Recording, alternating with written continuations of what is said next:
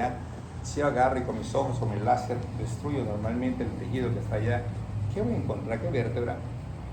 C1, por supuesto, voy a encontrar el arco anterior del atlas y voy a ver a Lea. ¿Qué era Lea? Ligamento espinal anterior, correcto. Y entonces si me voy disecando con mi láser visual y destruyo esto y destruyo el arco anterior, voy a ver el ligamento posterior lepo, que a ese nivel se va a llamar cinta media membrana tectoria, y luego voy a encontrar que existen normalmente otras estructuras allá donde la apófisis odontoide recibe 3 ligamentos, uno apical, lateral, y un montón de cruciforme y un montón de cuernos. Ok, la que sigue. Esta es la bóveda craneal y acá tenemos una estructura sagital. A partir de esa estructura sagital, un corte nos dividiría el cuerpo en mitades derecha y izquierda. Quiere decir que un corte sagital tiene que ser la línea media, y cuando no son mitades sería un parasagital. ¿De acuerdo? Esta estructura que se encuentra acá, frontoparietal o coronal, donde se insertaba la corona de la reina, si tuviera filo y la bajamos, dividiría el cuerpo en anterior y en posterior. ¿Sí? Que los cortes transversales no tienen nada que ver con esto, y nada más significa que quedó arriba o que quedó abajo, superior o inferior. Y entonces aquí tenemos sutura frontoparietal, coronal, sutura lambdoidea, la que está acá abajo, sutura sagital, porque acá hay una punta de flecha en el recién nacido, que es la fontanela anterior mayor beragmática, y una fontanela menor triangular acá, lambdoidea. ¿De acuerdo? Y entonces vemos que todos los huesos presentan su convexidad típica y su parte más sobresaliente es como eminencia frontal, eminencia parietal, eminencia occipital, y no estamos descubriendo América en la parte más sobresaliente de cada hueso. ¿La que sigue? Son orificios prácticamente para arterias y venas nutricionales. Son emisarias, pueden venir del cuero cabelludo y meterse al interior del cráneo, pueden venir del interior del cráneo hasta el cuero cabelludo. Son emisarias. Muy bien, la que sigue. Cortamos y vemos el surco sagital aquí, donde se encuentra el punto donde corre el seno venoso más grande, seno sagital superior o longitudinal superior. La que sigue. Una cara inferior en donde vamos a encontrar muchos detalles importantes. Veamos. Por ejemplo, ¿qué será esto? Tubérculo faríngeo, punto donde se inicia la faringe, que es un tubo fibromuscular abierto en sentido anterior y cerrado en sentido posterior, comunicándose a la nasofaringe, a la bucofaringe, a la laringofaringe, la nariz, la boca y la laringe, donde tienes 2.5, 5 y 7.5, haciendo una distancia en promedio de 13 a 15 centímetros que se extiende desde el tubérculo faríngeo hasta la sexta vértebra cervical, donde se va a continuar entonces a este nivel con un tubo bien definido conocido como esófago. ¿Está bien? Aquí vamos a encontrar una oblicuidad de la forma como el peñasco del temporal entra y va a llegar a qué parte de la silla turca.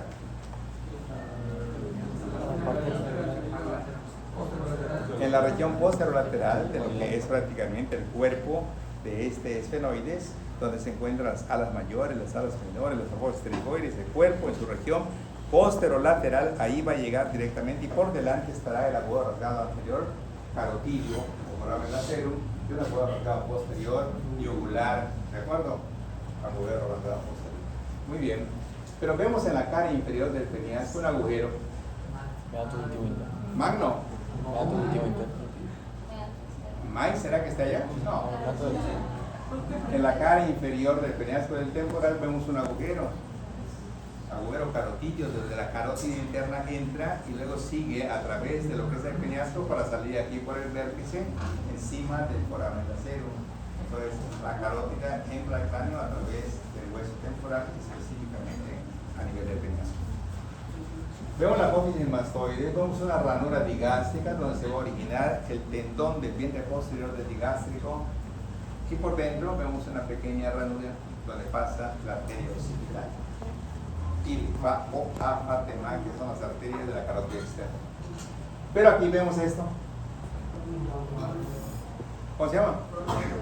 Foramen magno, agujero magno, donde va a estar el tallo cerebral, donde la médula espinal se va a continuar ya como médula oblonga y va a continuar con el tallo cerebral. Y vemos los cóndilos de lo que era escoba, donde estaba el escama, la parte contilia y la porción basilar del occipital. Y vamos a encontrar que existe una cresta que viene de aquí hasta la protuberancia occipital externa, que es el inion, Y obvio que se tiene que llamar cresta occipital externa porque está fuera del cráneo, porque la que está por dentro se tiene que llamar cresta occipital interna. Y luego, a partir de esta y a la mitad de la distancia, existe esta línea que está en el occipital y que es curva y se llama línea curva superior del occipital. Y esta que se encuentra acá, línea curva interior del occipital. Y de aquí se origina el trapecio hacia abajo y de aquí se origina el esplenio hacia abajo. ¿Correcto? También podemos encontrar los orificios de Robert que estaban por aquí y luego por acá el palatino, acá adelante, perdón, acá atrás, y aquí lo que es el maxilar superior con sus 3/4 partes anteriores, una cavidad glenoidea para la articulación temporomaxilar, un arco cigomático, bla, bla, bla. ¿Para que sigue? Y en la base del cráneo, nosotros vamos a tener, y aquí están los límites de Amepo, en donde existe en el borde posterior del ala menor del esfenoide el límite posterior del anterior y el límite anterior de la media. En cambio, en el borde superior del peñasco va a estar el límite posterior de la media y el límite anterior de la posterior. Y aquí vamos a poder ver 3 colores, 1, 2 y 3, en donde vamos a ver etmoides, frontales, esfenoides, y aquí nada más 2 colores, etmoides, no etmoides, esfenoides y temporal. Y aquí un pedacito de este con este y con este, esfenoides, temporal y occipital. Agüero Magno, Silla Turca, Cristagari, Agüero Ciego, y aquí Magna Crimosa, y acá Romer, Redondo, Valdesario, aquí henidura orbitaria superior esfenoidal, aquí algodón rasgado posterior, meato auditivo interno, conducto del hipogloso, fosas cerebelosas, fosas cerebrales posteriores, protuberancias. ¿Para que siguen? ¿Para que siguen? El neonato o recién nacido presenta zonas de membranas conocidas vulgarmente como molleras, que nosotros conocemos como fontanelas. Y son 6 fontanelas, ¿sí? Una pregmática, que es la mayor, otra posterior, la latoidea, una antero-inferolateral, que es la eptérica, y otra postero-inferolateral o astérica. Son 2 de un lado, 2 del otro lado y 2 de la línea media, 6 en total. A lo largo de los primeros 2 años, se sellan todas, se osifican todas, continúa el crecimiento y desarrollo del cráneo, y cuando no se osifican, quiere decir que algo está mal de adentro, o a lo mejor hay más líquido rápido que impide que se puedan cerrar, le hace un estudio transfontanelar por ultrasonido y se encuentra que sí, efectivamente tiene una ventriculomegalia o tiene un problema de líquido en su cabeza. ¿Cómo se llama el líquido de la cabeza? Hidrocefalia y todas estas cosas, el cerebro no está desarrollando bien, o a lo mejor le falta cuerpo calloso, uno sabe que tantas cosas más, pero algo no está bien. ¿De acuerdo? ¿Para que sigue? Y aquí tenemos lo que corresponde a una sutura, a una fontanela grande de tipo romboidal y a otra más pequeña de aspecto triangular, pregmática y lambdoidea. Y acá la sutura metópica que va a indicar que eran 2 frontales que se unen a la línea media y que luego puede permanecer como si fuera una línea de fractura cuando realmente es una línea de ilusión. No se debe de confundir. Ante un traumatismo craneoencefálico se aparece una línea media, puede ser simple y sencillamente la sutura metópica. Muy bien, visual index, índice visual. Y me la vas a pasar ahora. Pues no hay nada que pasar, seguimos en orden acá. La que sigue. A nivel de la columna cervical, 3 características importantes tenemos, que son vértebras pequeñas, que sus apófisis espinosas son líquidas, que las apófisis delanteras tienen agujero transverso, que las vértebras dorsales presentan carillas laterales en el cuerpo y la apófisis transversa, que las vértebras lumbares presentan tubérculos mamulares y tubérculos accesorios que tienen el cuerpo de aspecto reniforme y todo es grotesco, ¿correcto? Y que el sacro y el coxis son vértebras especiales de la función de 5 y de 4 vértebras respectivamente. Y también aprendimos que las vértebras típicas tienen 7 características que en sentido anteroposterior serían el cuerpo, los pedículos que son divergentes, las láminas que son convergentes, el anillo medular, ¿verdad?, donde se encuentra la médula y sus meninges, y luego de la unión de ambos nacen las apófisis transversas articulares y de la unión de las láminas las apófisis espinosas. También dijimos que todas las partes de una vértebra tienen ligamentos excepto que todas las partes de una vértebra tienen ligamentos excepto el cuerpo tiene 2 ligamentos, lepo, ¿está bien? Y luego los pedículos no pueden tener ligamentos, porque tienen ligamentos, no pueden salir los nervios periféricos. Entre un pedículo y otro pedículo se forma el agujero de conjunción o huevo raquídeo por donde emergen los nervios raquídeos de la columna vertebral. Luego siguen las láminas. ¿Cómo se llamarían los ligamentos? ¿Cómo se llaman? Interlaminarios, nada que ver. ¿Cómo se llaman? Ligamentos amarillos. Lámina LA, ligamento amarillo. ¿Sí? ¿Cómo se llamarían entre articulación articular y articular? ¿Cómo, Estefano? Muy bien. ¿Y entre apófisis transverso y apófisis transverso? Intertransversos, entre y entre. ¿Y entre apófisis espinosa y apófisis espinosa? Y uniendo la punta y la punta de las apófisis espinosas, supraespinoso. Entonces, si nos vamos desde delante a atrás, tendríamos un ligamento espinal anterior, LEA. Luego nos vamos detrás del cuerpo, ligamento espinal posterior, LEPO. Luego los pedículos no tienen ligamento. Luego las láminas, ligamentos amarillos. Luego los interarticulares, los intertransversos, los interespinosos y finalmente los supraespinosos. Supraespinoso e interespinoso no es lo mismo. ¿Cuáles serían las diferencias ahí? Que uno es supraespinoso sobre las puntas de las apófisis. Said. Voy a Said. A ver, dale. Que el supraespinoso entre las puntas de las apófisis y el interespinoso entre apófisis espinosos. ¿Qué dijimos? ¿Qué preguntamos? ¿Cuál es la diferencia entre apófisis supraespinosa y no ligamento supraespinoso? ¿Qué preguntamos? La diferencia entre los ligamentos interespinosos e inter... ¿Qué se preguntamos? Supra e interespinoso. Ajá. ¿Cuál es la diferencia? El supraespinoso está superior y el intra es entre los... El interespinoso está entre una espina y la otra espina. El supraespinoso en la punta y en la punta de la apófisis espinosa, encima del interespinoso, más posterior. ¿Sí? Ok. Entonces, topografía rápida.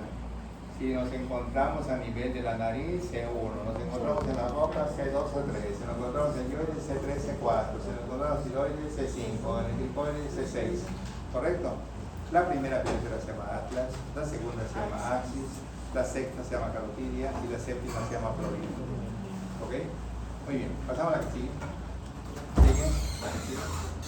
El maxilar inferior es el hueso más fuerte de todos los huesos del cráneo. Presenta una forma de U en el cuerpo, con la parte cerrada en la parte anterior y la parte abierta en sentido posterior, siendo en un sentido posterolateral, es decir, divergente, separándose una rama de la otra rama del mismo cuerpo. ¿Sí? Y donde termina, se inician las ramas ascendentes de este mismo hueso, que también son divergentes, que van hacia arriba y afuera, arriba y afuera. Quiere decir que de la rama, la parte más proximal a la línea media, ¿sería la de arriba o la de abajo? ¿Cuál? La de abajo. ¿Sí? Ahí va a ir el pterigoideo medial en el ángulo y en la parte de arriba va a ir el pterigoideo lateral de tema TT. Vemos acá un bordo anterior que se mete como línea miloioidea, divide a su sublingual, submaxilar, espina de Spix, agujero dentario, aquí entra el nervio alveolar dentario inferior, hacia afuera, el borde anterior se dirige hacia afuera como línea óptica externa y termina en el agujero mentoniano, ¿verdad? Y si nosotros giramos un poquito este hueso, pasa al que sigue, podríamos ver hacia la línea media mid, donde estaba geno superior, geno inferior, miloioideas y cositas digástricas, donde estaba el origen del genio gloso, que era aquel músculo más grande de la lengua, que parece un genio que sale de una botella, genio que nos hace sacar la lengua, genio gloso. Y luego había uno más chico que iba de acá al yoides, que se llamaba genioideo, y luego venía acá un diafragma que cerraba todo esto, que se llama miloioideo, y acá abajito venía el tendón del diente anterior del digástrico, que estaba formado por dos tendones, uno que venía de la rama digástrica y un tendón intermedio que el estilo yoideo se tenía que abrir para poder llegar al yoides e insertarse en el yoides el estilo yoideo. ¿A qué sigue?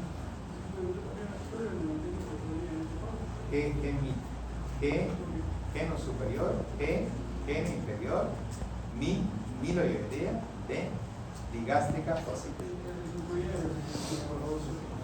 Geniogloso primero, genioideo luego, minioideo luego y ligástrico abajo. Índice visual. La que sigue.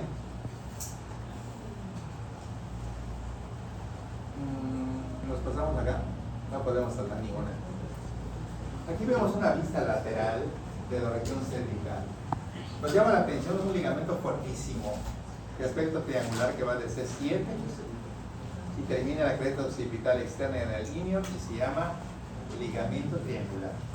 Ligamento cervical posterior. Ligamento supraespinoso superior. ¿Está bien? Ligamento bucal. Todo eso es igual. ¿Está bien? Y luego vamos a ver que entre una espina y la otra espina también existe un ligamento que no es tan fuerte como este, y este ligamento se llama interespinoso. Y luego vemos que entre una lámina y otra lámina también existen unos ligamentos amarillos.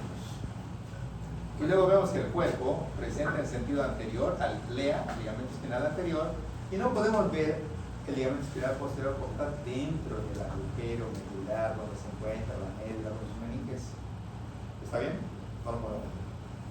Y luego, entre las apófisis transversas, va corriendo a partir de la sexta vértebra cervical, porque es de la séptima, y aquí tenemos carillas articulares de la primera vértebra dorsal, entra en la sexta y corre la arteria vertebral y se le abre un surco en la raíz del arco posterior del atlas, atraviesa la membrana occipitofloriana posterior, se une con la del lado opuesto y da origen al tronco de la basilar que sigue en el clivus en dirección a la lámina cuadrilátera y termina dividiéndose en E. Y las cerebrales posteriores reciben a las comunicantes posterolaterales junto con la cerebral media. Las cerebrales anteriores y los comunicantes anteriores nos forman el polígono de Willis. Ok, la que sigue. Y entonces aquí habíamos visto la otra vez de que está el EPO, ligamento espinal posterior. ¿Sí? ¿Sí? En la lámina anterior se puede ver el ligamento supraespinoso. ¿El ligamento sí, claro. Por supuesto que se puede ver. Aquí, por ejemplo, tienes aquí las vértebras, el C7, C6, C7, T1. Este que está acá es interespinoso, pero esta banda definida que va de punta a punta es el supraespinoso. Y esta banda es la que va a hacer así como un abanico. Y va a formar un triángulo. Y entonces esto es el ligamento supraespinoso superior, porque es un ligamento diferente a todo el supraespinoso a partir del C7, en donde se abre como un abanico y forma un espectro de triángulo con los diferentes nombres que dijimos: nucal, cervical, posterior, triangular, etc. ¿Correcto? ¿La que sigue? Aquí entonces aparece el EPO, ligamento espinal posterior. El cuerpo, por lo tanto, tuvo dos ligamentos importantes: LEA, espinal anterior, LEPO, espinal posterior. Pero ¿qué pasaría si este ligamento espinal posterior, a la altura de la segunda vértebra, que es el axis, aquí, fíjense cómo del tamaño normal también se abre para formar un ligamento ya un poquito más amplio, y ahora se llama cinta media o membrana tectoria? Y se llama tectoria porque está en el techo, en la parte más alta. Tectum, tectoria, ¿está bien? Es la continuación del ligamento espinal posterior a la altura del cuerpo del axis y se va a insertar, miren dónde, en la cara superior de la porción basilar del occipital, como si fuera una alfombra para que permiten. Espérate, dame chance que me pongan como alfombra para que vengan ahí. Se unen las arterias vertebrales y ahora sí, sigue por tu canalito, allá que es el clivus, y entonces lo que recepciona las arterias vertebrales es este lepo que ahí se llama cinta media o membrana tectónica. Es como entrar una alfombrita antes de que se meta a su canal. ¿De acuerdo? Pero ¿qué pasa si yo agarro como una cáscara de plátano y desinserto esto y la tengo para abajo? Pues al bajarla voy a ver esta cruz. Ligamento transverso de la apófisis odontoides, ¿correcto? Con dos prolongaciones, transverso occipital y transverso exoideo, formando la cruz, y en conjunto se llama cruciforme.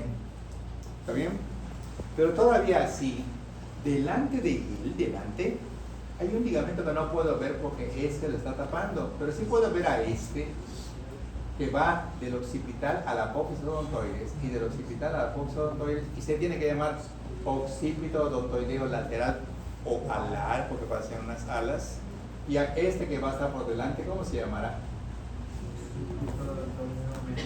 ¿Cómo se llamaría? ¿Cómo va a ser transverso occipital? Este se llama transverso occipital, pero quito a este y va a haber uno idéntico. ¿Sería el occipito odontoideo medial? Claro, occipito odontoideo medio, o ligamento suspensores de la apófisis odontoides, o ligamento apical. Entonces tenemos 3 occipitos odontoideos, uno medio y 2 laterales. Y los laterales se llaman alares y el otro se llama apical o suspensores de la apófisis odontoides. Vamos a ver si es cierto, quítalo. Pasa a la que sigue. Entonces aquí lo vemos. Occipito odontoideo lateral, occipito odontoideo lateral, y aquí tenemos el occipito odontoideo medio, apical o suspensorio de la apófisis odontoides. Si le volvemos a poner las capas, estaríamos poniendo detrás de esto a ese ligamento transverso, aquí lo bien cortado, transverso occipital, transverso oxoideo, y atrás la cinta media membrana tectórica, que es la continuación del ligamento espinal posterior a la altura del cuerpo del axis. ¿De acuerdo? Pasa la que sigue. Y entonces llegamos a esta parte muy importante en donde encontramos varias cosas importantes para describir. Bakayugum. Emanuel, mira Bakayugum. Bakayugum. Josué.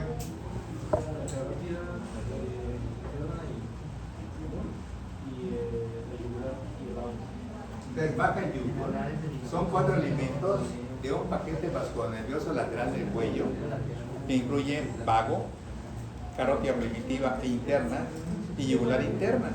Y aquí las tenemos. Aquí está prácticamente la yugular, la carótida primitiva y la interna, que va a estar incluida porque la externa no se incluye porque se sale de ella, ¿de acuerdo?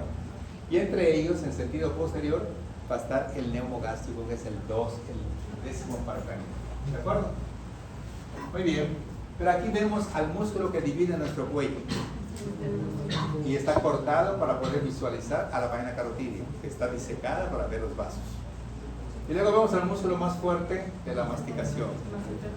Y luego vemos a la glándula parótida, que presenta un conducto parotidio de sternum. ¿Está bien? Si ustedes agarran y muestran los dientes y hacen así, van a sentir un cordoncito que está acá, que es el conducto parotidio de sternum. ¿Sí? Hacen los dientes arriba hacia abajo, las arcadas dentarias, para que el músculo bucinador se contraiga, el más entero se contraiga y puedan girar aquí al conductito que está pasando, que se llama conducto parotidio de sternum. Fíjense qué hace el conducto parotidio de sternum. El conducto parotidio de sternum sale de la parte anterior de la glándula parótida, continúa en un plano horizontal y de pronto, cuando termina este músculo, se dobla en ángulo recto. ¿Cuánto es un ángulo recto? Entonces de aquí, o sea, tú tienes el músculo aquí, viene esto y hace así, 90 grados, para que atraviese este músculo buccinatore, que es el que sigue de los trompetistas y jazzistas, que se infla todo esto. Ese lo atraviesa y va a desembocar enfrente del segundo molar superior de cada lado. Ahí va a estar. Si ustedes llegan a la casa, abren así, van a ver un huequito allá donde sale saliva. Es la desembocadura del conducto parotidio de sternum. ¿Correcto? ¿Está bien? Cigomáticos, risa guasónica, ¿correcto? Aquí normalmente tiene importado a uno que viene de aquí a acá, que se contrae, sonrisa horizontal, no tiene chiste. O sea, es el risor de Santorini. Bueno, o sea, el chiste no tuvo nada de chiste, pero la ríes por compromiso. Y la otra te ríes así como sabritos. Arriba, guasónica, llega hasta aquí, es comisuras bucales. Cigomáticos. Aquí tenemos el transverso de la nariz, aquí tenemos el orbicular de los párpados, aquí tenemos el frontal, la galea poneurótica, aquí tenemos el occipital, y aquí tenemos el grupo infraoideo, aquí tenemos el platisma, tricoamen, etcétera, etcétera. ¿La que sigue? ¿La que sigue? Y aquí también habíamos visto que en el plexo cervical superficial estaba Maxusu, que había una rama mastoidea, ¿bien? La A auricular, cervical transversa, supraclavicular, supracromial, ramas del plexo cervical superficial, C1, C2, C3 y C4. Pero el nervio más importante del plexo cervical profundo, C3, C4 y C5, se llama frénico. Y el frénico normalmente quiero saber dónde lo puedo ubicar a nivel del cuello. ¿Dónde? ¿Dónde?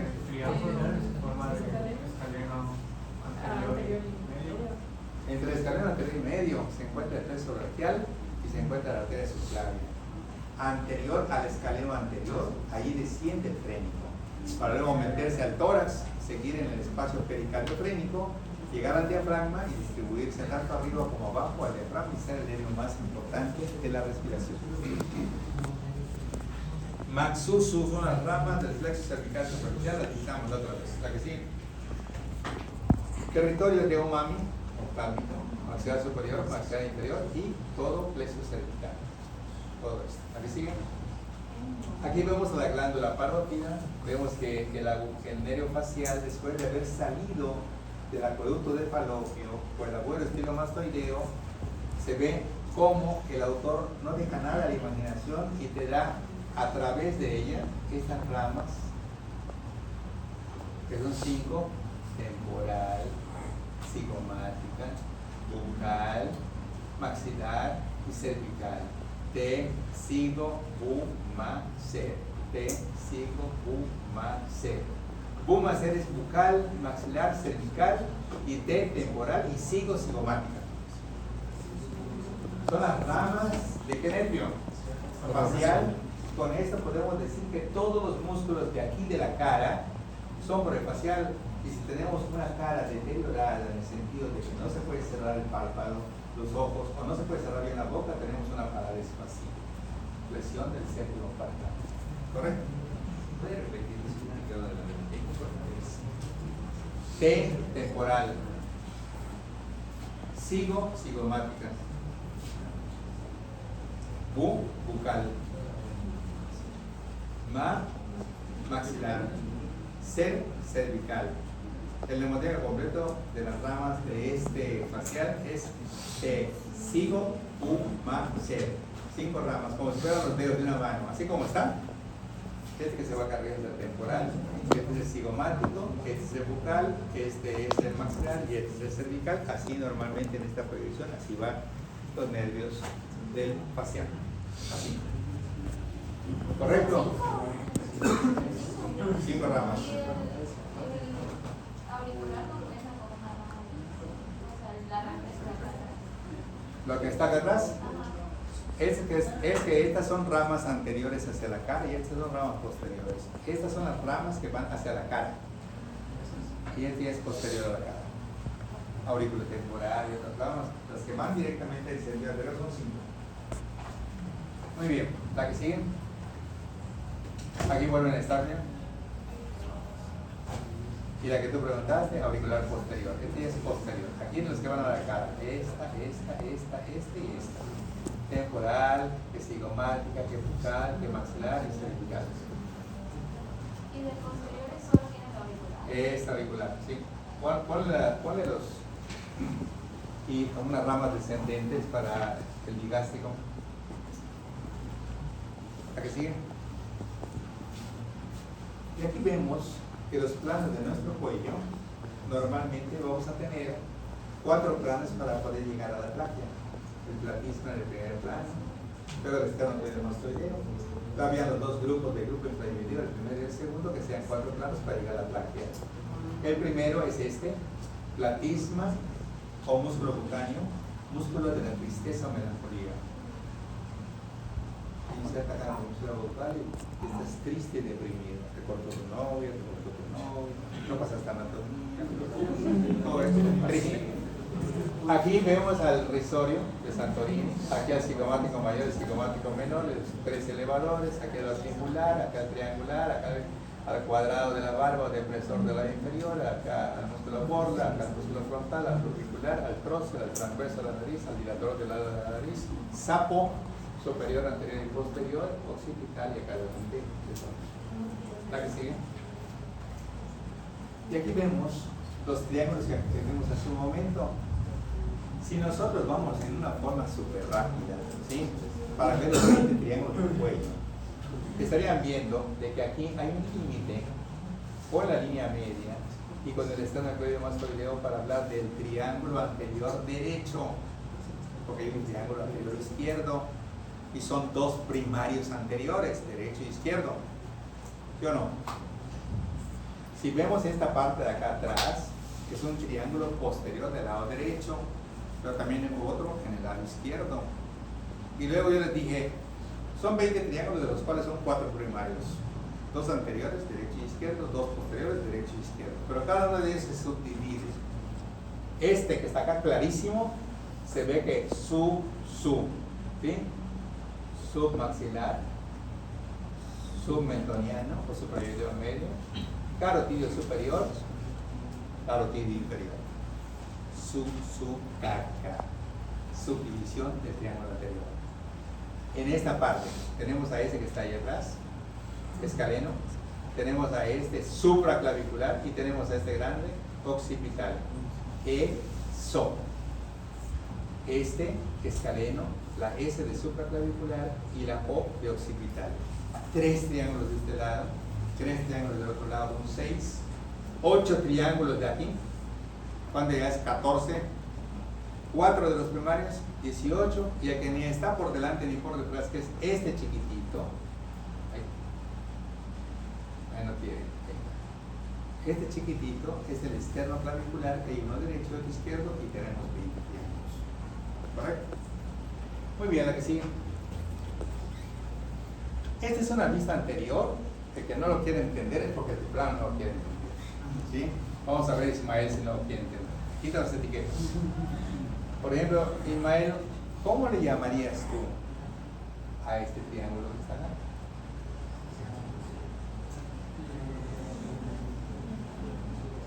Todos pueden estar pensando que ahorita que tenga su tiempo y no lo contesta a otra persona.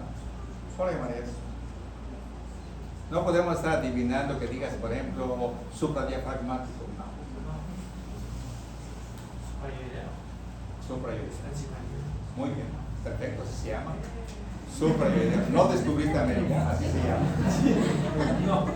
Y así es tu posición anatómica, así como está, así, posición anatómica. Muy bien. Tú te fuiste por arriba de la yoides, que estuvo bien el nombre, suprayoideo medio, ¿está bien? Pero ¿y te vas de arriba hacia abajo? De arriba hacia abajo. Pues sí. Submentoniano. Suprayoideo descendente, no, tampoco, no te adornes. Submentoniano. Submentoniano. Claro, tienes el mentón, debajo del mentón, pues es submentoniano. No, es suprayoideo, es lo mismo, sí es cierto, está debajo del mentón y por arriba del yoides, los dos están correctos. ¿Está bien? Submentoniano o suprayoideo. Le pongo aquí la línea media y ahora divido ese triángulo anterior suprayoideo en 2 triángulos suprayoideos medios, uno derecho y uno izquierdo. Y también voy a encontrar a otro aquí, clarísimo. Submaxilar. Submaxilar, correcto. Pero participa digástrico, casi todo digástrico, triángulo digástrico, submaxilar también, correcto. Y luego veo que aquí, como acá, hay un triángulo donde está la bifurcación de la carótida, se llama carotidio superior, ¿sí? Pero como la carótida está subiendo desde acá al que está abajo, que queda acá abajo, se llama carotidio inferior, pero dice otro, oye, está lleno de músculo, no te molestes, se llama muscular también. Oye, también está la tráquea como elemento homotraqueal, también es lo mismo. Vamos a ver los nombres. Este se llama suprayoideo medio o submentoniano. Este se llama triángulo digástrico o submaxilar. Este se llama triángulo carotidio superior. Este se llama 3 nombres: triángulo carotidio inferior, homotraqueal y también muscular, porque es puro músculo del grupo intrayoideo. Si me dicen, búscame el triángulo muscular del cuello, que es el carotidio inferior. Oye, búscame el homotraqueal, que es el carotidio inferior. ¿Sí? Este que se encuentra a un ladito, este chiquitito, ¿qué nombre le pondría yo? Muy bien, supraclavicular, porque es encima de la clavícula. ¿Qué otro nombre podría yo ponerle? Entonces, como participa, ¿sí? el homoioideo y la clavícula, ¿cómo se llamaría? Homoclavicular. Homoclavicular. O supraclavicular. Es lo mismo. Muy bien. Pasamos a la que sigue. Seguimos nuestra disección, ¿sí? Y entonces el autor nos pone a un grupo intraioideo súper clarísimo, ¿sí? Ricardo, ¿cómo estaba formado el grupo intraioideo? Por un primer plano y por un segundo plano, que es el primer plano, pues no pasa por el cartílago tiroides, que es el monoideo, segundo Muy bien. plano. Entonces el primer plano, como estamos viendo, esta primera clase no hace escalas. Homoioideo, externo, yoideo. Directos. Ok, segundo plano. El esternocleidoideo y el tiroideo. Entonces viene aquí y termina en la línea oblicua. Y luego de acá, tiroideo. Y ahora tenemos dos elementos en el plano profundo con escalas y el otro directo. ¿Está bien? Bueno, pues aquí tenemos, lo cortan de este lado para ver en forma completa a este músculo y del otro lado están íntegros. Punto. ¿A que siguen? ¿A que siguen? Y entonces aquí nos vamos directamente a esto. Veamos, vamos a preguntarle a Gabriel. Primera pregunta, súper mega rápida. Hay que hacer la respuesta. Apófisis. Segunda pregunta. Peñascos intemporal. No. ¿Ah? Peñascos intemporal. Peñasco. Límites de invisible. Meato auditivo externo del hueso timpánico. Ok, aquí nosotros tenemos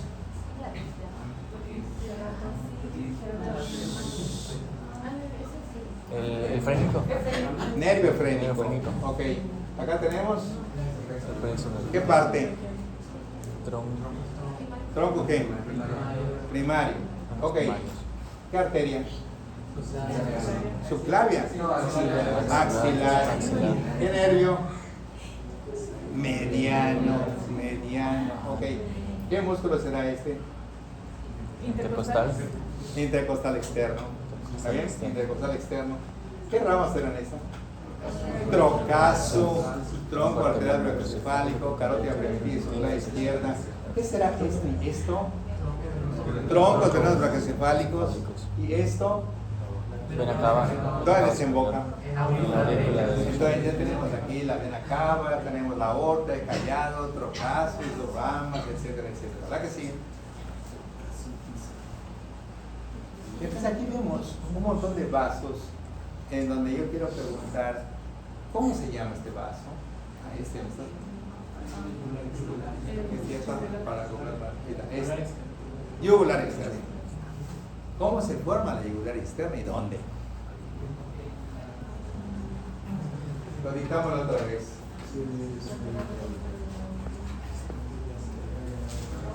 ¿Dónde, Roger? Alma. Richotto. ¿Es Richetto o Richotto? Richotto. Ah, Richotto. 300 de castigo. ¿Dónde está? Allá, Alondra. ¿Dónde se forma la yugular externa? Que yo dije en ocasiones, en los bebés les hacen llorar y cuando lloran, ¡pum! Sí. Superficial al esternocleidomastoideo, a diferencia de la otra que está profunda al esternocleidomastoideo. ¿Cómo se forma? Detrás del ángulo del maxilar inferior, retrapo retromandibular auricular posterior. Este se forma detrás del maxilar por dos vasos que son retromandibular y una que viene por acá que se llama auricular posterior, se unen para formar la yugular externa. Y mi pregunta es, ¿cómo se forma la yugular interna? ¿Puedo volver a repetir? ¿Ah? A ver, la yugular externa, ¿cómo se forma? Posterior. Mandíbula En el posterior. ángulo del maxilar. Ahí se unen las dos venitas y se forma la yugular externa. Y yo aquí pregunto, ¿y la yugular interna cómo se formó? Es que la yugular interna no se formó porque se unió la confluencia sinusal con el seno sagitario superior, el seno recto, no. ¿Cómo se formó?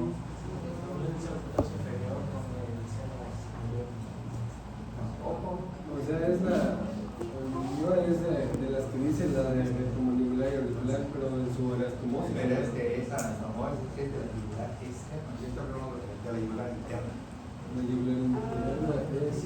¿Cómo se formó?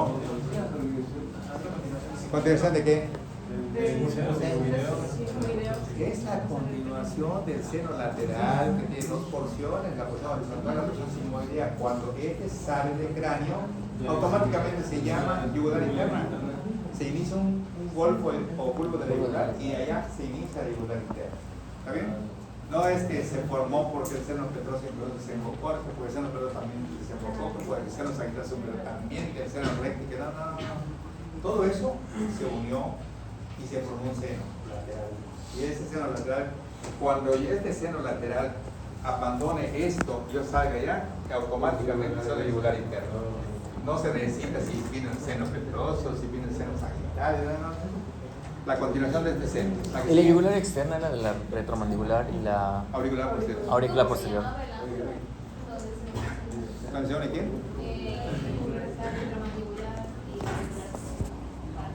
El ángulo de maxilar inferior, o gonión,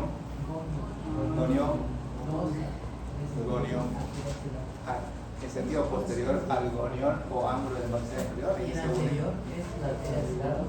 ¿Cómo? Se enseña a la lateral. ¿Qué? Facial. Muy bien, la que sigue. A ver, visual, índice visual.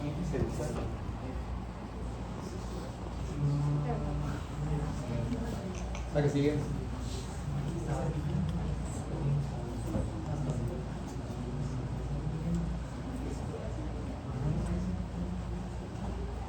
Vamos acá.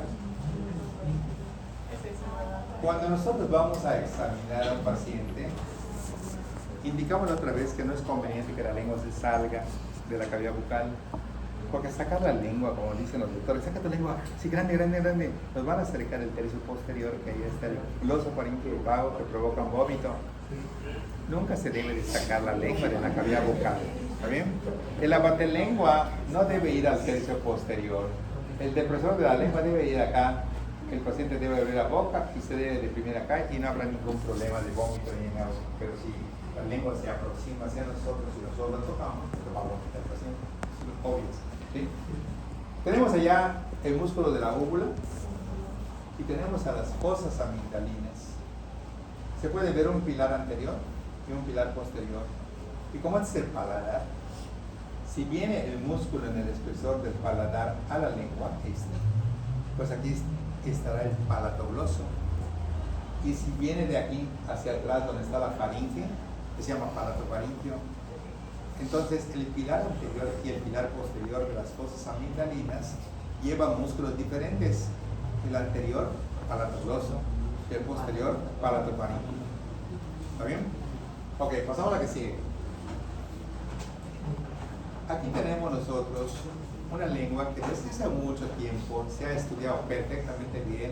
Ustedes podrán ver en las telenovelas, en cualquier lugar, para poder ver que el paciente empieza a quejarse de dolor de pecho por un dolor precordial, que le va a dar una angina, un infarto, y saca una tabletita normalmente y se la pone debajo de la lengua, porque en la lengua existen un montón de vasos que van a absorber con la saliva la disolución del medicamento, va a pasar directamente a través de los vasos y su resultado es que los vasos de su corazón que están cerraditos o parcialmente obstruidos se abran y entonces el paciente ya no termine en un infarto.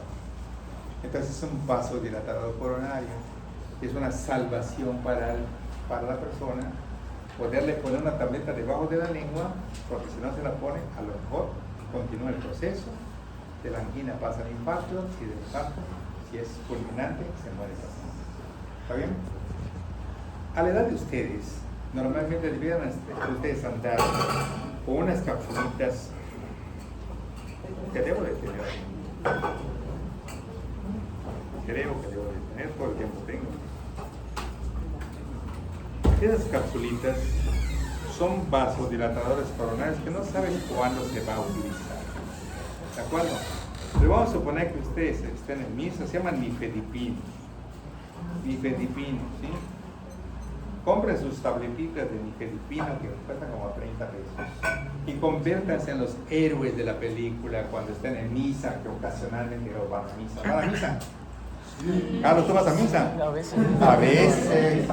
¿Cuál fue la última vez que fuiste a misa antes de la pandemia? No es cierto, hace como un mes más o Bueno, menos. hace como un mes. Bueno, La misa. no sea el caso que en ocasiones estamos en el camión y vemos una persona que tiene un dolor precordial y esta capsulita normalmente, o sea, le hacemos un huequito, le decimos al paciente que levante su lengua, le vaciamos el contenido de la cápsula debajo de la lengua, precisamente aquí, y luego le decimos que no trague inmediatamente, sino que allá mismo se va a ir absorbiendo el medicamento y el dolor de pecho va a desaparecer. Eso no es la curación completa, eso es el momento para evitar la complicación que sería un infarto, ¿sí?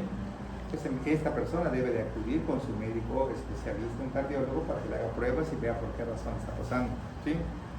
Pero sí nosotros podemos hacer ese favor sin perjudicar al paciente. Se llaman nifedipino, antes normalmente son las tabletitas que utilizaban también con otro nombre, pero es más efectivo el nifedipino que las otras tabletas. Son sublinguales, porque hay tabletas que se toman que van a tardar una eternidad. Bueno, mientras empiezan a causar efecto ya se murió el paciente. Entonces, en cambio el otro no, es de acción inmediata. Nifedipino sublingual. Se venden similares, la cajita trae como 30 o 40 pesos, trae como 20 cápsulas y son muy útiles para cualquier emergencia. En tu casa, con tus papás, para que se tomar en una fiesta, una reunión, con un dolor de pecho, en lo que se averigua que es, no pasa nada si no es un angina o un infarto, pero si lo es, va mejor. Ok, pasamos a la que sigue. Esto es lo que decíamos hace un momento, Sai. El conducto parotido de esteno cruza superficialmente a lo que es el músculo macetero, se dobla en ángulo recto, atraviesa el bucinador y aparece enfrente del segundo molar superior. Esa es la desembocadura del conducto parotidio de esteno. Obviamente son dos, uno de cada lado. ¿Para qué siguen? Aquí se puede ver claramente cómo han disecado los pilares y este es el músculo palatogloso y este es el músculo palatofaringio y este es el tensor del pelo del paladar. Pon las etiquetas. Vean lo que dice. Palatogloso, palatofaringio, concila o amígdala. Y aquí tenemos la lengua. Y esa estructura que se encuentra acá, esto se llama istmo de las fauces. ¿De acuerdo? En el momento que nosotros masticamos y hacemos que el alimento se convierta en un bolo alimentario, la acción de los músculos estiloglosos harán que la lengua se levante y se vaya contra el velo del paladar allá arriba. Y entonces el desplazamiento será hacia atrás. Y tan pronto como el alimento pase por el istmo de las fauces, las istmos de las fauces harán como unas cortinas que se cierran. Y esto, que es el músculo de la úvula, se doblará en ángulo recto, esto, y se dirigirá hacia la nasofaringe, haciendo un cierre hermético en un pequeño relieve entre la nasofaringe y el bucofaringe, que se llama relieve de Pasavant. ¿Qué es eso de relieve de Pasavant? Antes existían unas cositas de aquí para que la puerta no se aporree normalmente allá. Entonces tú venías acá y la puerta llegaba hasta aquí, ¿ok? En la unión de la pared posterior de la nasofaringe a la bucofaringe hay una pequeña elevación llamada relieve de Pasavant en la faringe, ¿sí? Y allá es donde herméticamente esta úvula se dobla en ángulo recto y se sella para evitar que los alimentos se vayan en dirección ascendente. Claro que si estamos comiendo y el relajo está allá y nos reímos y rápidamente la presión aumenta, entonces los frijoles salen por la nariz. ¿Sí? Pero eso ya no es normal. ¿Sí? Bueno, entonces ya saben cómo está esto. ¿Para qué siguen? Y los manos que ¿Ah? se meten a la nariz, supongo que salen por la nariz. Sí, hay una comunicación. Hay una comunicación. Prácticamente sí. Aquí está. Aquí está. Aquí están los cornetes, aquí está el tabique, aquí están las coainas, aquí están las trompas de Eustaquio, no de Falopio, Eustaquio. ¿Sí? Aquí está normalmente el músculo de la úvula, aquí está el palatofaringio, por delante está el palatogloso. Aquí siguen. Y aquí se ve a este músculo que viene 1 y 2, vientre posterior y vientre anterior del bigástrico. Aquí tenemos un tendón intermedio. Aquí tenemos al estilo yoideo que se abre perfecto para poder insertarse en el yoides. Rafe miloioideo, correcto, miloioideo, el yo gloso que se va para allá arriba, el grupo infrayoideo primer plano y el grupo infrayoideo segundo plano, externo, tiroideo, límino oblicuo y tiroideo. Es esto lo que está abajo.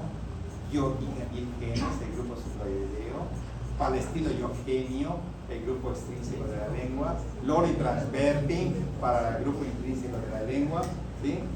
Todos ellos ya los vimos. ¿La que sigue? Y aquí se ve qué será esta estructura. Triángulo digástrico o submaxilar. Y si viene el otro aquí, tendríamos un triángulo suprayoideo o submentoniano, ¿correcto? Y aquí vemos al yoides, al grupo infrayoideo y al grupo suprayoideo. ¿La que sigue? Y viéndolo por arriba, Gemit, ¿qué era Gemit? Entonces aquí viene dejado al genio gloso que viene de aquí, viene acá y se va a la lengua, no lo tiene representado. Tiene representado los genios inferiores donde está el genio yoideo encima del miloioideo, ¿correcto? Y aquí estamos viendo a las ramas del nervio mandibular, donde hay una rama dentaria, una rama lingual, conducto submaxilar de Huarto. ¿Está bien? Los conductos partidos de esteno y esto es el conducto de la submaxilar de Huarto. En ocasiones, a la edad de ustedes, hacen su juego de talento y a ver como serpientes quién avanza más su saliva. La saliva avanza por metros, salen unos chisquetitos precisamente de los orificios de esto, aquí, a los lados del trenido lingual. Y obviamente el que avance más, o sea, no es la saliva pura, sino es la saliva fina que viene directamente allá, que todavía se va a combinar con los alimentos que están en la boca. Esa está fina, no tiene ningún problema. Puede avanzar 1 metro, 2 metros, ya, tipo 3 metros. ¿Y por qué pasa? ¿Cómo se abre? Es que de verdad salido. Nada más presiona la lengua con la parte de arriba, la arcada dentaria superior, y sale normalmente la saliva. Sí. ¿Qué pasó? Me pasó con el dentista. Sí, puede salir. Maestro, ¿y qué formaba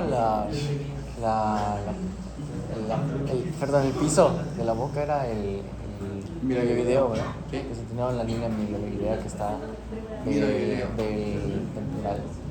No del temporal, del maxilar. Sí. La línea miloioidea. ¿Qué cosa? Es donde se inserta. La línea miloidea. Aquí tienen ustedes el orbicular, sima, cime, los elevadores, este que es el macetero, este que es el fusionador, este es el conducto partido de esteno, este es el triangular, este es el cuadrado, este es el metoniano, este es el temporal. ¿La que sigue?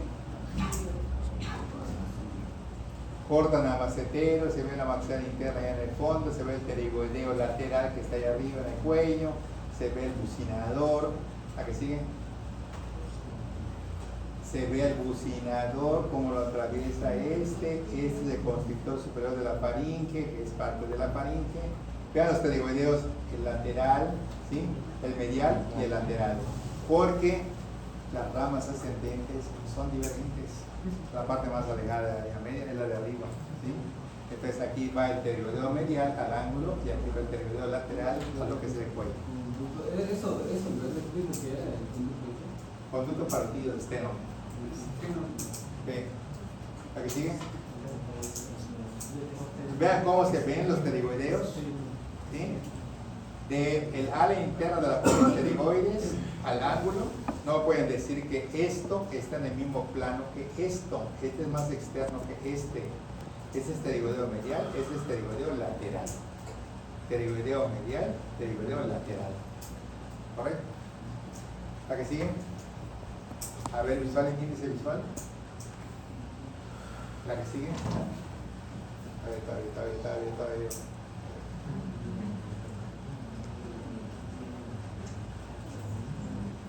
Acá.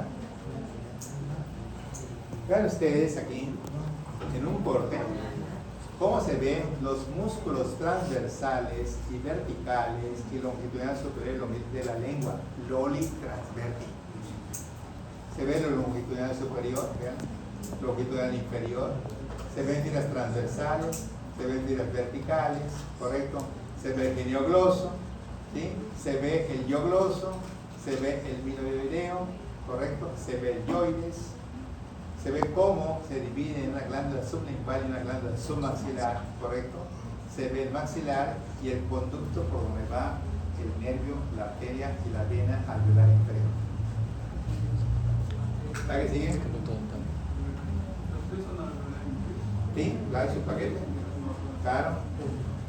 Y aquí se ve un montón de conductillos, ¿verdad? Aquí se ve el conducto de la submaxilar de Wharton, aquí, a los lados del frenillo, ¿sí? Conducto parótido de esteno, ¿de acuerdo? Aquí se puede apreciar la parótida, aquí se puede apreciar las ramas del tecido gomaster del facial, todo eso.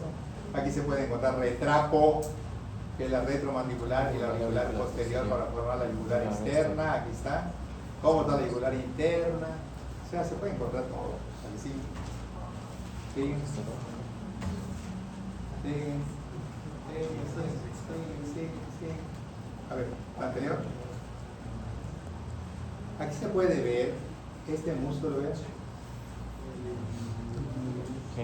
Geniogloso. Inmediatamente acá abajo el genioideo. Inmediatamente abajo el miloideo. ¿Sí? Y aquí más aquí, digástrico. Ok, la que sigue. Y ahí se puede ver la amígdala. Aquí se ve este palatogloso. El que está acá atrás, palatofaringio. Aquí se ve la epiglotis. Aquí se ve un valle de profundidad vallecular. En la vallécula, entre el tercio posterior de la lengua y la epiglotis, a veces, por mejor que nos cepillemos los dientes de la lengua, se quedan residuos de alimento en esa partecita y de pronto empezamos a tener halitosis. ¿Qué es eso? Mal aliento. Y el dentista empieza a buscarla, enjuagues, hasta que de pronto, ¡pum!, sale un pedacito de comida, quién sabe de cuándo está por allá. Entonces, esta se llama vallécula y es una zona que puede ocultar residuos alimentarios que causen halitosis. ¿Qué será esto? Muy bien, y es de la porción horizontal palatina del palatino. Mapa. ¿La que sigue? ¿Y qué será esto? Geniogloso, claro, geniogloso y el genioideo. Muy bien. ¿Y qué será esto? ¿Cuál? C2, muy bien. Apoyo donde arco anterior del atlas y C3, etcétera, muy bien. ¿La que sigue? ¿Y qué será? Con esto vamos a empezar la siguiente clase. Esto es la mitad del cartílago tiroides, esto es el cartílago cricoides, correcto, este es el yoides, las membranas respectivas, el cartílago aritenoides, y vamos a ver la faringe y lo que es aquí más abajo, lo que es el esófago. Muy bien, pues hemos llegado al final y espero que este fin de semana sí estudien, porque sí me voy a enojar demasiado que el lunes yo pregunte y no contesten. ¿De acuerdo? Así que no podemos atrasarnos nuevamente. Por eso